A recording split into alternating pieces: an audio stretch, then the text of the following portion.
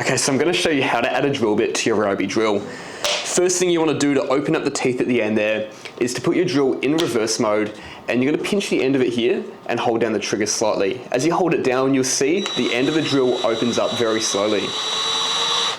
Now with that opened up, you can get your drill bit. I'm going to be using this one for the video. Sit it inside your drill, and I'm going to do the same thing. I'm going to pinch the drill bit so it's still held in place there, and using these other fingers, I'm also going to cup the end of the drill in my hand so that's stuck and it won't move.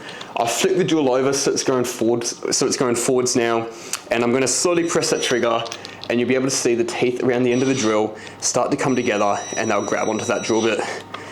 I'm going to get it so it's tight. To make sure it's right, you want to make sure that the prongs in the drill are pushing against the flat bit of the drill bit. It's held there in place. I'm going to get my finger off the trigger, and with my hand, I'm going to twist the end of the tool to tighten it the rest of the way. And once you twist the end of the drill around with your hand, that drill bit's in there securely and you're ready to go.